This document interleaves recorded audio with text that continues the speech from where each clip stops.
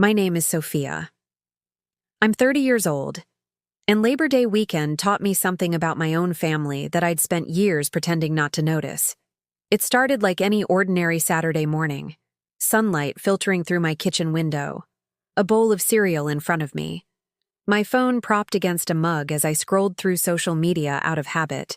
I hadn't heard from my family in almost 2 weeks, which wasn't unusual lately. Group chat messages had grown sparser over the past year, replies shorter, conversations feeling more like obligations than connection. I told myself everyone was just busy. My mother worked long hours at the clinic. My father traveled often for work. My younger brother Ethan had his own life now, filled with friends and plans I wasn't always part of anymore. I scrolled absent-mindedly, liking a coworker's vacation photos, commenting on a friend's new puppy, the ordinary rhythm of a quiet weekend morning settling comfortably around me as I ate my breakfast alone. Then I saw it. A photo posted just an hour earlier. My mother's smiling face front and center. Sand and ocean stretching out behind her. My father beside her. Ethan grinning with his arm around them both. My spoon paused halfway to my mouth, my eyes scanning the image again, trying to make sense of what I was looking at. Trying to remember any mention of a family trip happening this weekend at all.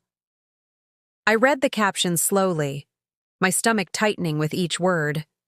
Best trip ever, when she's not around, LOL. The words blurred slightly as I reread them, certain I'd somehow misunderstood what I was seeing. I hadn't misunderstood anything. The caption was clear, unmistakable, and the she it referenced could only be me.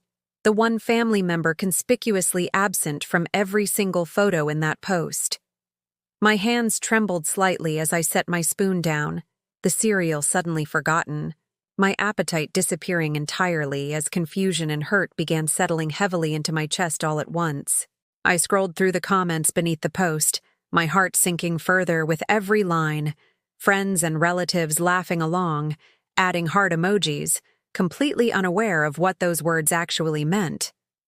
One comment stood out immediately, from my aunt. "Looks like such a fun getaway." My mother had replied instantly. It really was, so relaxing without the usual drama lol. My chest tightened painfully at that. I sat frozen at my kitchen table, staring at my phone screen, replaying the past few weeks in my mind, trying to recall any mention of this trip that I might have somehow missed entirely. There had been nothing.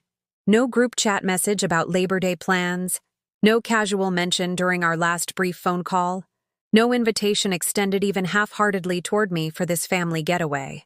I thought back to the last family gathering I'd actually attended, months earlier, remembering how quiet everyone had seemed around me, how conversations had felt slightly stilted whenever I joined them. I'd assumed it was simply the natural distance that comes with adulthood, everyone busy building separate lives, drifting slightly apart the way families sometimes do as time passes and priorities shift. Now, staring at that caption, I wasn't sure that explanation still made sense. This felt different, more deliberate, the kind of exclusion that required actual planning rather than simple neglect over time. I zoomed in on the photo again, studying every detail, the beach umbrella, the matching sunglasses my mother and Ethan seemed to be wearing, purchased together clearly at some point during this trip. My throat tightened as I noticed something else. My father's phone case in the photo was new, a birthday gift I hadn't known he'd received, meaning this trip had been planned and enjoyed without any updates reaching me. I set my phone face down on the table, pressing my palms against my eyes, trying to steady the sudden wave of emotion threatening to overwhelm the quiet morning I'd been enjoying just minutes earlier. I picked it back up almost immediately, unable to stop myself from looking again, some part of me needing to confirm that what I'd read wasn't some sitting there for anyone to read, the joke apparently clear enough that 30 people had already found reason to laugh along with it that morning. I forced myself to look closer at the location tag beneath the photo. Charleston, South Carolina, a place we'd talked about visiting as a family years ago, back when such conversations still included me in the planning. I remembered mentioning once how much I wanted to see the historic district there, the cobblestone streets, The pastel houses along the waterfront. Apparently, that conversation hadn't been forgotten, just repurposed without me. I scrolled to the next photo in the post, my mother and Ethan laughing over plates of shrimp and grits at some restaurant. The caption underneath reading, "Vacation mode activated, no complaints allowed this weekend." My chest ached at that particular phrase, wondering if "no complaints allowed" had been a subtle reference to me, to whatever version of myself they'd apparently decided was too much trouble to include anymore. I kept scrolling, each photo landing heavier than the last. A sunset shot. My father grilling on a rented house's back porch. Ethan doing a cannonball into a pool, water splashing everywhere around him. Every image confirmed the same thing. This hadn't been a spontaneous last-minute decision. Renting a house, planning meals, packing properly for a beach weekend, all of it required real advance planning. I thought about the past few weeks again, searching desperately for any clue I might have missed. Any hint dropped during a phone call or text message that I'd somehow failed to pick up on. There was nothing. My last conversation with my mother had been about something completely unrelated, a recipe she wanted to share. Nothing about upcoming plans or family trips being organized that weekend. I felt a strange numbness settling over me, competing directly with the hurt still building steadily in my chest. My mind trying to process information that simply refused to make logical sense yet. I picked up my phone again, checking our family group chat just to be absolutely certain I hadn't somehow missed an invitation buried beneath other messages over the past several weeks. The chat history confirmed what I already suspected. Nothing. No mention of Labor Day, no discussion of Charleston, no invitation extended toward me in any form, not even a passive, half-hearted one. I sat there for a long moment, staring blankly at my kitchen wall, trying to understand how an entire family trip had been planned, executed, and enjoyed, without a single word reaching me beforehand. My cereal had gone completely soggy in its bowl, forgotten entirely. My appetite nowhere close to returning as the weight of what I was uncovering continued pressing steadily down against my chest. I thought about texting my mother immediately, demanding an explanation, but something held me back, some instinct telling me to gather more information before confronting her about what I'd found. Instead, I opened my brother Ethan's profile, scrolling through his own posts from the same weekend, finding identical photos, identical captions praising the trip, identical silence about my absence. One of his captions read, "Best Labor Day yet. Seriously perfect weekend with the fam." I stared at those words, wondering how I'd become so easily excluded from a definition of family that once included me. I checked the timestamps carefully, realizing the trip had apparently started 3 days earlier, meaning they'd left, settled in, and been vacationing together for days, without me even suspecting anything unusual. My hands felt cold gripping the phone, the kitchen around me suddenly feeling too quiet, too still, the ordinary comfort of my Saturday morning routine completely shattered by what I was discovering. I forced myself to breathe slowly, trying to steady the growing panic and hurt tangling together inside me, unsure yet whether anger or sadness would ultimately win out as I processed everything.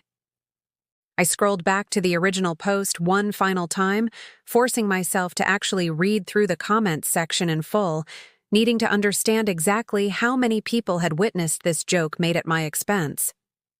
I scrolled back to the top of the comment section, forcing myself to read through every single one, needing to understand exactly how public this joke at my expense had actually become. 31 comments now, the number climbing even as I watched. Friends and family members alike adding their own laughing emojis beneath a caption clearly built around my absence from the trip. My cousin had written, "This looks amazing, so jealous." My mother replied with 3 laughing emojis and the words, "Best decision we made all year, huh?" I read that line 3 times, unable to fully process it. Another comment from a family friend read, "Where's Sophia? Miss seeing her at these things."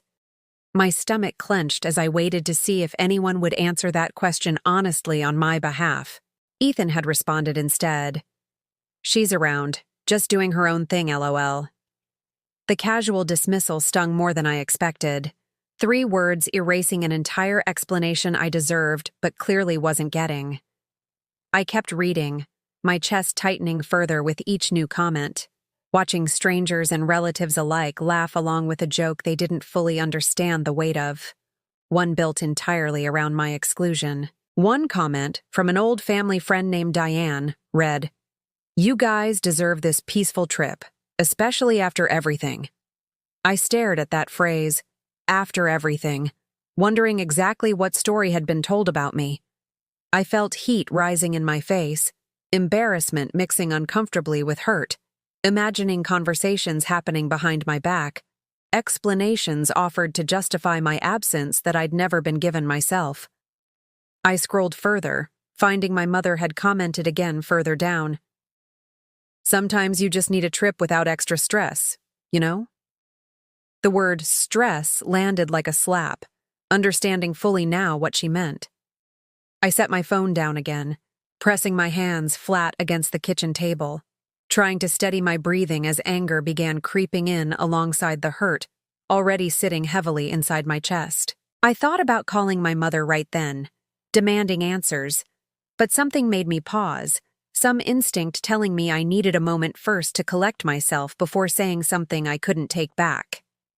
I stood up from the table, walking slowly toward my living room window, staring out at the quiet street below, trying to process everything I'd just read about a trip I hadn't even known was happening. I thought about every family gathering I'd attended over the past year, wondering now which ones had felt slightly off, which conversations had carried an undertone I'd been too afraid to fully acknowledge. I remembered a birthday dinner a few months back, how quiet everyone had seemed whenever I spoke, how relieved the table had felt when conversation shifted away from anything I contributed to it. I'd told myself at the time it was simply my imagination, exhaustion from a long work week making me overly sensitive to normal family dynamics that probably had nothing to do with me personally. Now, staring at that Instagram post, I wasn't sure that explanation held up anymore. This felt like confirmation of something I'd been quietly sensing for a long time without wanting to admit it fully. I walked back to the kitchen table, picking up my phone again, my hands steadier now than they had been minutes earlier, though my heart still pounded uncomfortably against my ribs the entire time. I stared at my mother's contact photo, an old picture from years earlier, both of us smiling together at some forgotten family event before whatever distance had grown so quietly between us since then. I took a deep breath, steadying myself as best I could, understanding that whatever answer I received wouldn't undo what I'd already read, wouldn't erase the words "when she's not around" from my memory. Still, I needed to hear her explain it directly, needed to give her the chance to say something, anything, that might make sense of what felt like such a deliberate, hurtful exclusion from my own family. My thumb hovered over her contact for a long moment, my chest tight with anticipation and dread, mixing together uncomfortably as I prepared myself for whatever conversation was about to unfold between us. I pressed the call button before I could talk myself out of it, lifting the phone slowly to my ear, listening to it ring once, then twice, my heart pounding harder with every passing second of silence. The phone rang a third time before I heard the click of her picking up, her voice warm and casual, completely unaware of what I'd spent the last hour discovering online. "Hey, sweetheart," my mother said, background noise faint behind her voice, waves maybe, or wind, something that confirmed she was still somewhere near that beach house in Charleston. "Mom," I said, my voice tighter than I intended, betraying more emotion than I'd planned to reveal this early in the conversation, despite my best efforts to stay composed. "What's wrong?" she asked, her tone shifting slightly, picking up on something in my voice even through the distance separating us during this call. "I saw the post," I said simply, deciding not to soften the moment further, needing her to understand exactly what I was referring to without unnecessary explanation. There was a pause on the line, longer than felt comfortable, before she finally responded. "What post, honey?" Her voice carried genuine confusion, though something beneath it felt slightly guarded. "The Labor Day trip. I said, my voice cracking slightly despite my effort to stay calm. Charleston. The photos. The caption about me not being around. Silence stretched again on her end. Oh, she said finally, her voice quieter now, some of the earlier warmth draining away as she seemed to understand exactly what I'd discovered scrolling through social media that morning. Why wasn't I invited? I asked directly, my voice shaking now despite every effort to keep it steady, the question I'd been building toward finally leaving my mouth completely. She paused again, longer this time, clearly choosing her words carefully before answering me. We didn't think you'd want to come, honestly. You're always so busy with work these days. I felt anger flare sharply in my chest at that explanation, the casual dismissal landing harder than I expected, especially given how deliberately planned this entire trip apparently had been. Busy because nobody ever includes me anymore, I said quietly, my voice trembling slightly, years of quiet exclusion finally finding words after staying unspoken for far too long. My mother sighed audibly through the phone, the sound somehow making everything worse, like my hurt was simply an inconvenience she needed to manage rather than something worth addressing. Don't make this a big deal, Sophia, she said, her tone shifting into something almost dismissive.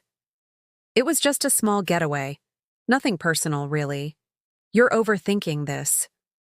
Overthinking it, I repeated slowly, disbelief coloring my voice as I processed how easily she brushed aside something that had shattered my entire morning within minutes of discovering it. You post captions about being happier when I'm not around, I said, my voice rising slightly now. That's not something I'm overthinking, Mom. That's something you actually wrote. She was quiet for a moment, clearly caught off guard by my directness, something I rarely allowed myself during conversations that usually ended with me quietly accepting whatever explanation offered. It was just a joke, she finally said, though her voice lacked full conviction, like even she recognized how weak that explanation sounded once spoken aloud between us.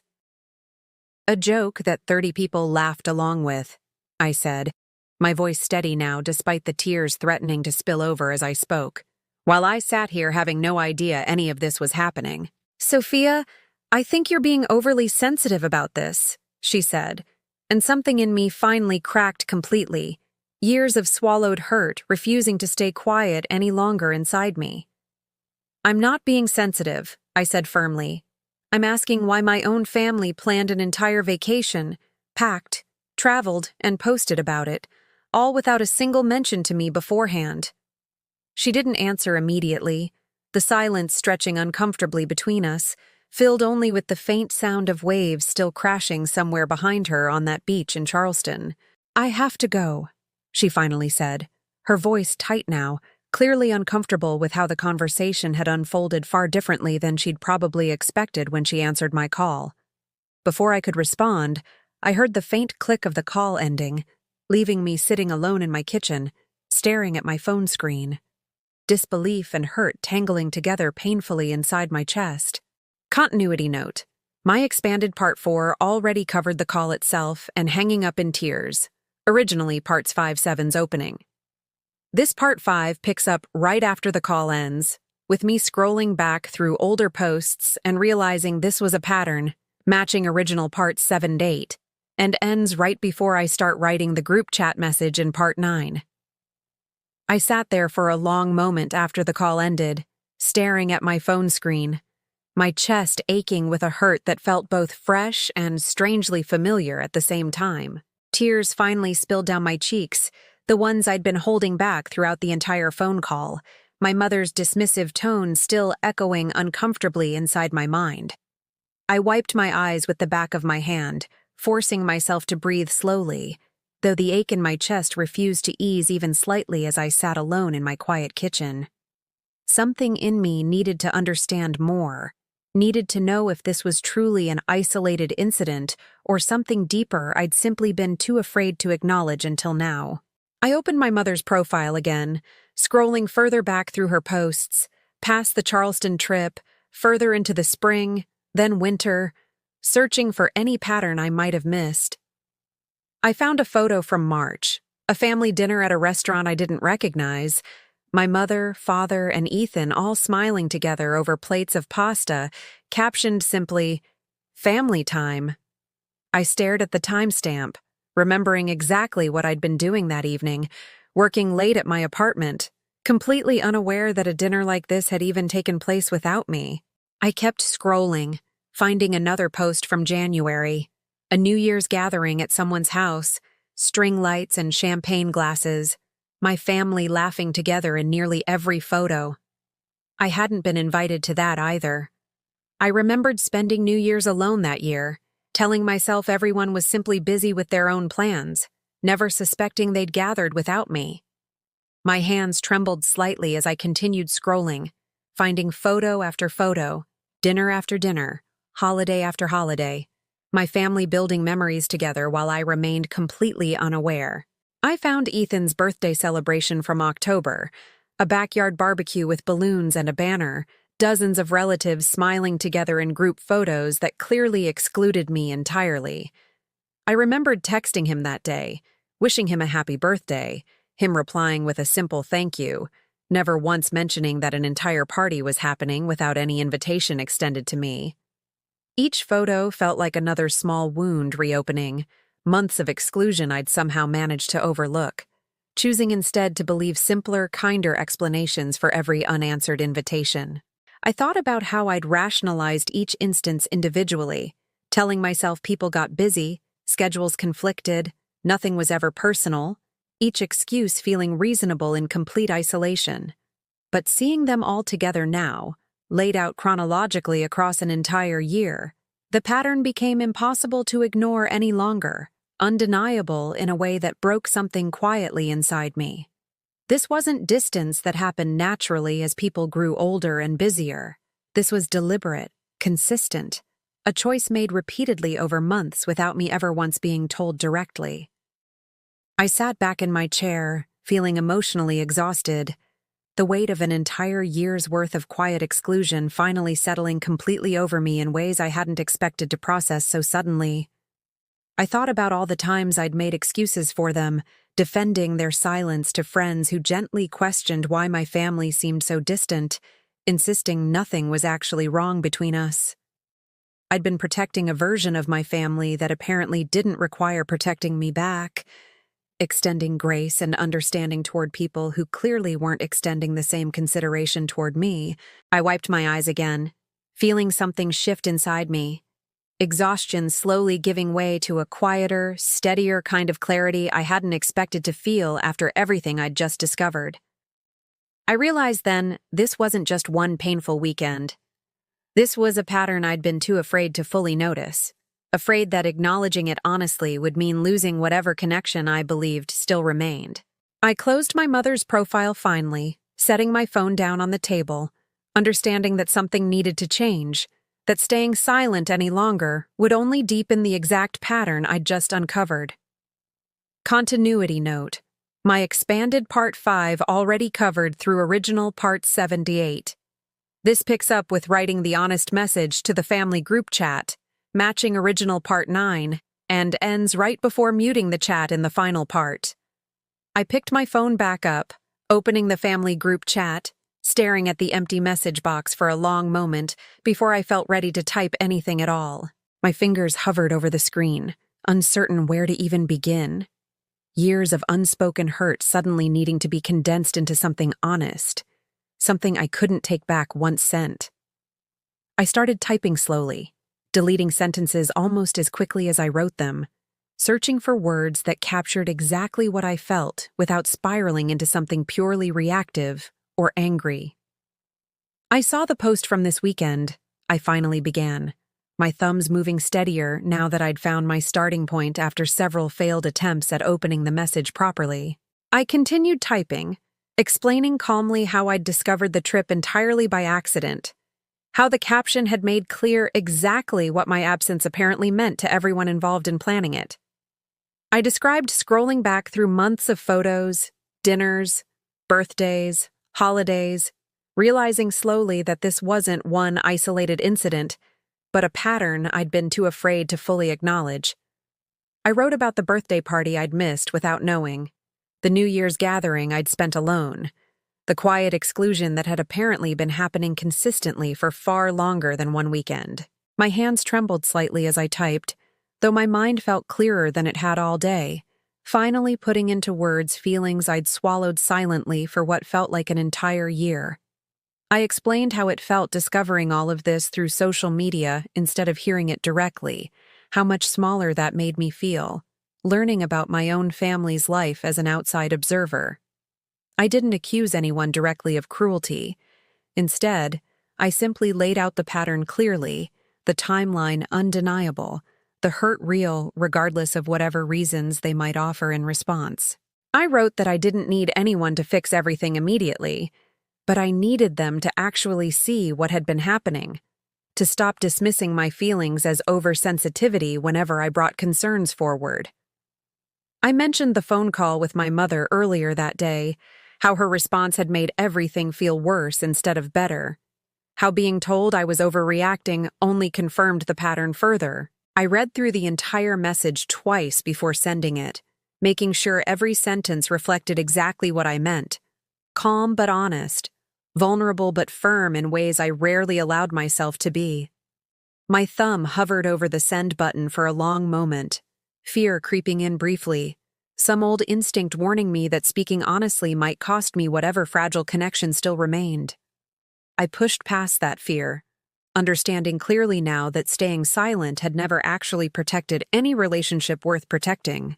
It had simply allowed the exclusion to continue unchecked for months. I pressed send, watching the message appear instantly in the group chat, the blue bubble sitting there undeniably, words I could no longer take back even if I suddenly wanted to. I set my phone down on the table, my heart pounding steadily, waiting to see if anyone would respond immediately, half expecting silence, half bracing myself for another dismissive reply. Minutes passed slowly, the message sitting there unanswered. No typing indicator appearing. No immediate reaction from anyone still likely enjoying their final hours at that Charleston beach house. I thought about all the times I'd avoided conversations like this one, choosing comfort and silence over honesty, protecting everyone else's feelings while quietly neglecting my own for far too long. Something about finally speaking honestly, regardless of how they might respond, felt different than every other moment I'd swallowed hurt silently throughout this past difficult year.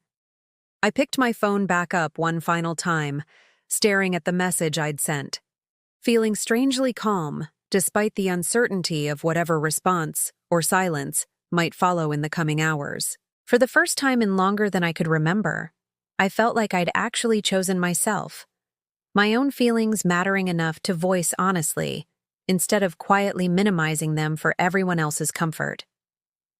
I set the phone down one last time, understanding that whatever happened next, I had finally said what needed saying, regardless of how my family ultimately chose to respond to it. The call ended abruptly, the line going dead before I could say anything else, leaving me sitting alone in my kitchen with the phone still pressed against my ear. I lowered it slowly, staring at the screen, the call log showing the minutes that had just confirmed everything I'd feared since first seeing that photo online that morning.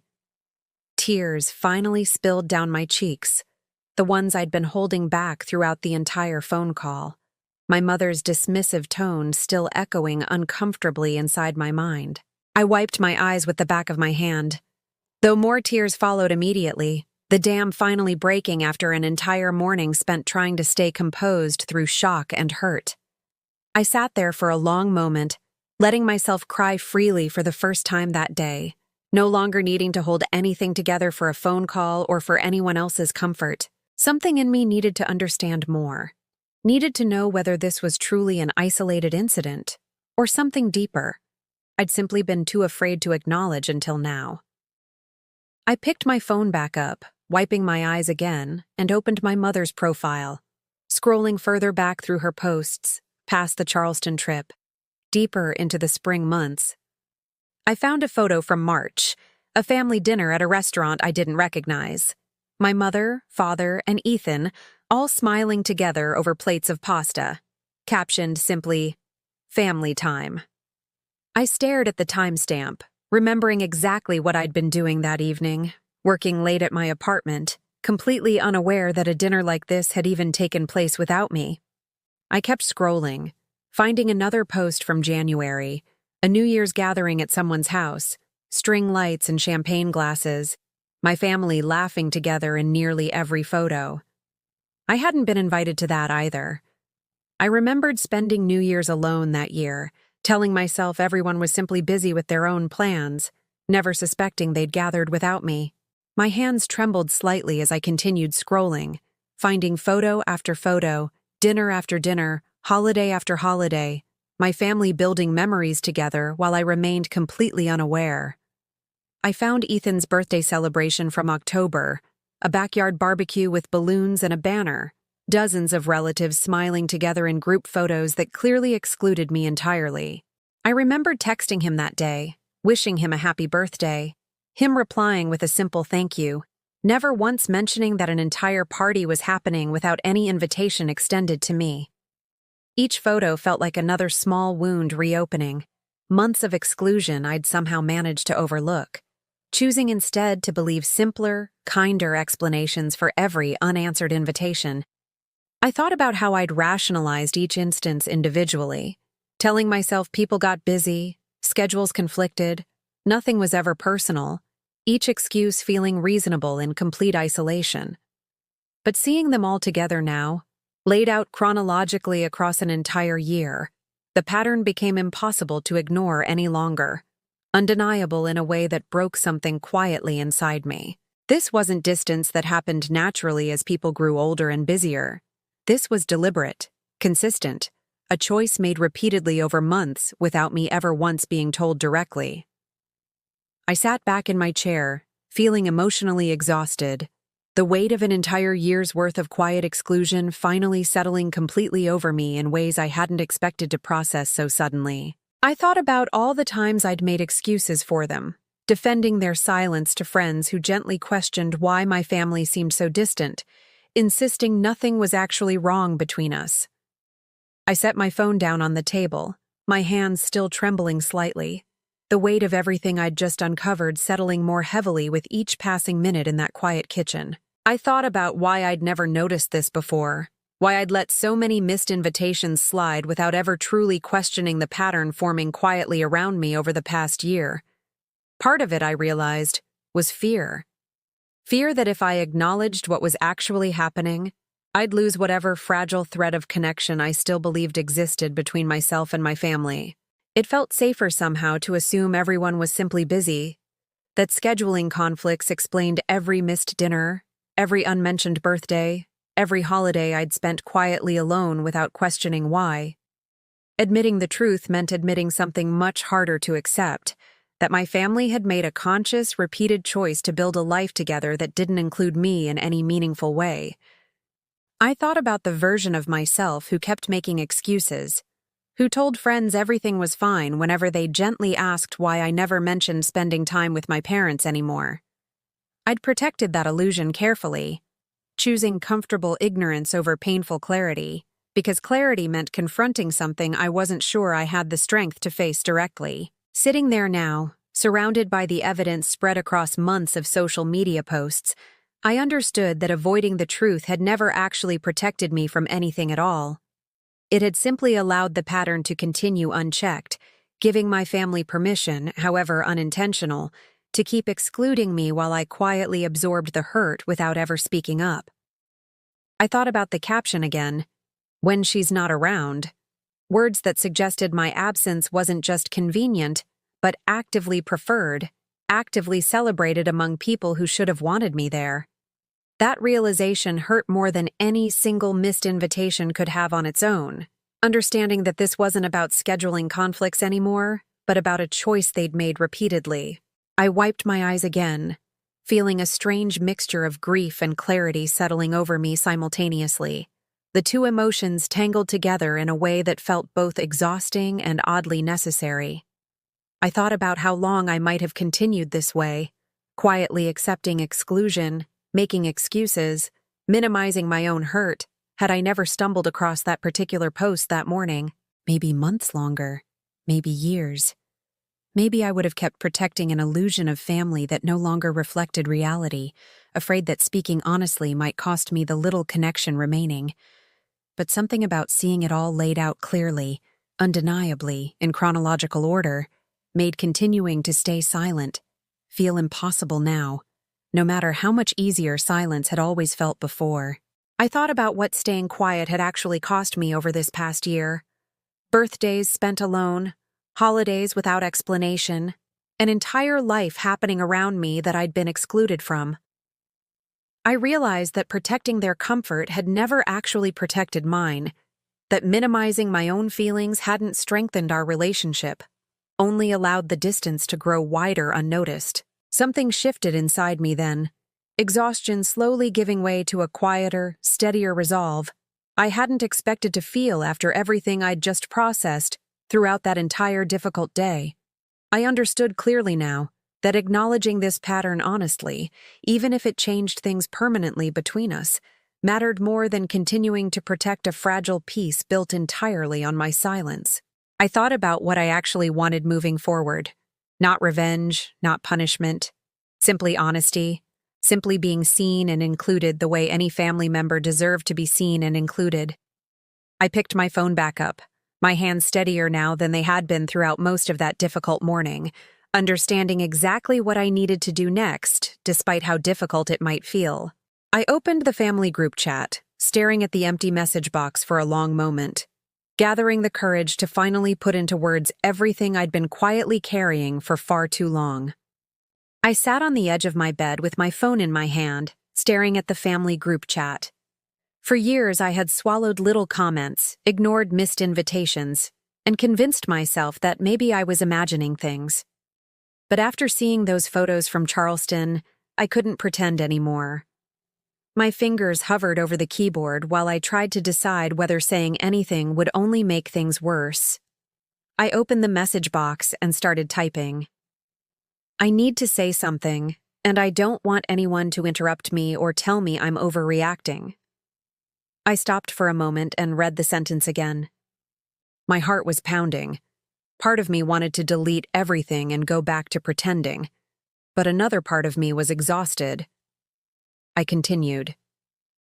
I found the Charleston pictures today. I know I wasn't invited, and I know the caption was about having the best trip when I'm not around. I stared at those words. Even typing them made my stomach tighten. I called Mom because I wanted an explanation, and she told me you didn't think I'd want to come because I'm always busy. I paused again. Then I wrote the truth. I'm busy because I work. That doesn't mean I don't want to spend time with my family. My eyes filled with tears, but I kept going. What hurts isn't just missing one weekend. It's realizing how many times this has happened. I opened my camera roll and looked through old pictures of family holidays and birthdays. There were very few pictures of me. I had spent years believing that was normal. Now it looked different. I've seen older posts tonight. Dinners, holidays, gatherings, things I was never told about. I took a deep breath. I kept telling myself everyone was busy. I kept making excuses for all of you because admitting the truth hurt too much. My hands began shaking, but I can't keep doing that. I knew they might accuse me of being dramatic. They might say I was trying to start an argument. They might even blame me for being distant. So I wrote one more sentence before they had the chance. I'm not sending this to fight with anyone. I'm sending it because I'm tired of pretending that being excluded doesn't hurt. I stared at the message for several seconds. Then I added something I had never been brave enough to say. I love my family, but I shouldn't have to beg for a place in it. The words made me cry, not because I regretted them, because they were true. I wiped my face and continued typing. If you don't want me around, I'd rather hear that honestly than keep discovering it through social media. My mother had always told me that families should be honest with one another. Tonight, I was finally taking her advice. I finished the message with a simple sentence. I deserve relationships where I feel wanted, not tolerated. I read the entire message from the beginning. It wasn't angry. It wasn't cruel. It wasn't an attack. It was simply everything I had been too afraid to say. My thumb hovered over the send button. For one final second, I thought about deleting it. I imagined Mom calling me dramatic, Dad telling me to calm down, Ethan making a joke. I imagined everyone deciding I was the problem because I had finally spoken. Then I remembered the Instagram caption. Best trip ever when she's not around. I pressed send. The message appeared in the family chat. Sent. For a few seconds, nothing happened. Then I saw the familiar typing indicator. Someone was responding. My heart began beating faster. I placed the phone beside me and waited. The screen lit up again. Another message was being typed. Then another. I picked up the phone but didn't open the chat. For years, I had waited for my family to notice how much their behavior hurt me. Now that they finally had the chance to respond, I realized something important. Their reaction didn't have to decide whether my feelings were valid. I had already said what I needed to say. I had finally chosen honesty over silence. I looked at the family chat one last time. The typing indicator was still moving. I knew whatever came next might hurt. It might even change my relationship with them forever. But I was no longer willing to erase myself just to keep everyone else comfortable. I muted the conversation, turned my phone face down, and sat quietly in the room. For the first time that night, I wasn't waiting for their approval. I was waiting for myself to believe that I deserved better. I didn't wait for a response before muting the family group chat. My phone was still lighting up every few seconds, but I refused to look.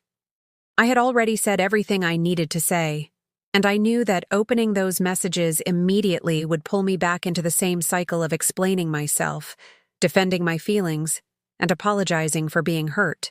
I placed the phone on my nightstand and sat quietly on the edge of my bed. The apartment suddenly felt different. It was still the same small room, the same lamp beside my bed, the same glass of water sitting on the table. But something inside me had changed. For the first time, I wasn't waiting for my family to decide whether my feelings were important. I thought about the Charleston picture again. My mother smiling, my father standing beside her, Ethan laughing near the ocean. They had looked completely happy without me. At first, that image had made me feel unwanted. Now, strangely, it made something clear. I couldn't keep chasing a place in a family that kept making me feel like an inconvenience. I picked up my phone once more but didn't open the chat. I could see several notifications waiting for me. My heart immediately started racing. I wondered what they were saying. Maybe Mom was angry. Maybe Dad was defending her. Maybe Ethan was making another joke. Maybe someone was finally apologizing. For a moment, I almost opened the conversation. Then I stopped. I remembered how many times I had waited for an invitation that never came. How many birthdays I had spent wondering why nobody called. How many holidays I had watched through photographs online while pretending I hadn't seen them. I had spent years accepting crumbs of attention because I was afraid that asking for more would make me lose them completely. That fear had controlled me for too long. I opened my phone settings and muted the family chat for the rest of the day. My finger hovered over the screen before I finally turned the phone completely off. The screen went black, and with it disappeared the constant pressure to respond. I placed the phone in a drawer. Then I walked into the kitchen and made myself a cup of tea. Normally, I would have been unable to think about anything else. I would have checked my phone every minute, wondering whether Mom had apologized or whether Dad had decided I was being dramatic. But tonight, I forced myself to sit at the kitchen table and breathe. I looked around my apartment. This was my home. I had built this life myself. It wasn't perfect, but it was peaceful. I had a job I worked hard for. Friends who actually invited me places. A quiet apartment that belonged to me. Small routines that made me happy. I realized I had been so focused on being accepted by my family that I had forgotten to appreciate the people and things that already made me feel valued. That realization hurt. But it also felt freeing. I walked to the window and looked down at the quiet street. A couple walked their dog beneath the streetlights. Someone across the road was carrying groceries into their house. Life continued normally, even though my world felt like it had shifted. I thought about my message again. I love my family, but I shouldn't have to beg for a place in it. That sentence stayed with me. I had never wanted to punish them. I didn't want revenge. I didn't want them to feel the same pain I had felt. I simply wanted them to understand that their choices had consequences. For years, I had made excuses for them because I believed keeping the family together was more important than protecting myself. But what was the point of keeping a relationship alive if I was the only person fighting for it? I walked back to the bedroom and sat on the bed again. My eyes felt tired from crying. I reached for the drawer where I had placed my phone, then stopped myself. "No," I whispered. "Not tonight." I didn't need to know what they had written. I didn't need to defend myself again. I didn't need to convince anyone that exclusion hurt. I had already explained it. Now it was their turn to decide what they wanted to do with the truth. I changed into comfortable clothes, washed my face, and turned off the bedroom light. The room became quiet. For a few minutes, I lay awake thinking about everything that had happened. I thought about the little girl I used to be, the one who believed family meant always having a place at the table. I wondered when I had started accepting less. Maybe it happened slowly. One missed dinner, one forgotten birthday, one family gathering I learned about afterward, one photograph I wasn't in, one excuse after another. There had never been one dramatic moment when everything broke. It had happened quietly. That was what made it so painful. I had been disappearing from their lives little by little while pretending nothing was wrong. Tonight, I had finally stopped pretending. I didn't know what tomorrow would bring. Maybe they would apologize. Maybe they would become defensive. Maybe they would blame me. Maybe they would ignore the message entirely. For once, I didn't need to decide how I would react before anything happened. I could wait. I could breathe. I could choose what was healthy for me. That thought brought a small smile to my face. I reached over and turned off the lamp. The darkness no longer felt lonely. It felt peaceful. I closed my eyes and remembered the photograph one last time. My family had written, "Best trip ever when she's not around." They had meant it as a joke. But sometimes a careless joke reveals a truth people are too afraid to say directly. Maybe that was what finally gave me the courage to stop chasing them. I wasn't going to beg for invitations anymore. I wasn't going to monitor their social media. I wasn't going to wonder whether I was welcome. And I wasn't going to shrink myself just to make other people comfortable. The next morning, I would wake up and continue living my life. Whatever my family decided to say could wait. For tonight, I chose silence. Not the painful silence they had forced on me for years, but a peaceful silence I had chosen for myself. And as I finally drifted to sleep, I understood something I should have understood much earlier. Being alone was not the same as being unwanted. Sometimes, walking away from people who make you feel invisible is the first step toward finally seeing your own worth. I didn't know what would happen when I turned my phone back on. I didn't know whether my family would understand, apologize, or walk even farther away. But for the first time, their decision no longer controlled mine. I had made my own decision. I was done shrinking myself just to remain quietly, painfully unseen.